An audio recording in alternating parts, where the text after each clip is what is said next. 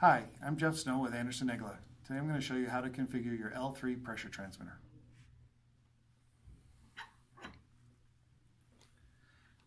So here we have a transmitter that is programmed with a range of -1 to 6 bar.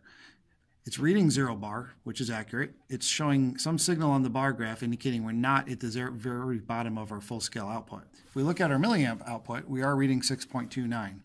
That does represent a 0 bar on a range of -1 to 6.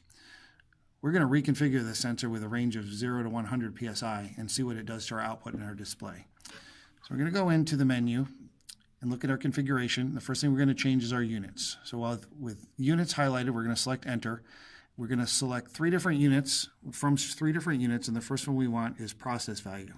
So we'll select enter here, and it's going to give us our choices. I'm going to go up to PSI, hit my menu key. That will lock that value in. All right. When I go back and see what I changed to, I'll hit my menu key a couple times. I'll go back to the top, and I can see I'm displaying PSI.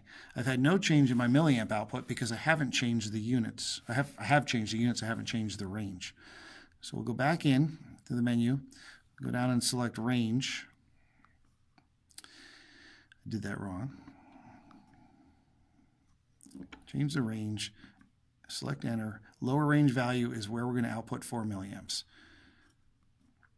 So we're showing 14.5 with a negative. So this is the equivalent to -1 bar. To modify that, we'll use our up arrow, take it up to 0. Menu out of that. Nothing changes on our output until we exit the menu completely. So we're still sitting at 6.29 milliamps. Now let's change our upper range value. So 87.02 is the equivalent of 6 bar. So it just converted it over to us, and we changed the units. We're going to take that up to 100.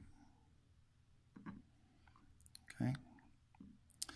Menu out of here, exit out of that, and now the system is going to reconfigure itself. And when it's done, we'll see our output change, and we'll see our new units. So now I'm sitting at 0 psi. I can see my bar graph is all the way at the bottom, and my milliamp output from my sensor is at 4 milliamps. If I want to add decimals to this, I can simply do that by using the up-down keys to add more or less decimal positions on the units.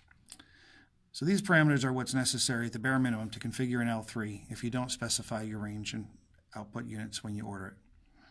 Thanks for watching.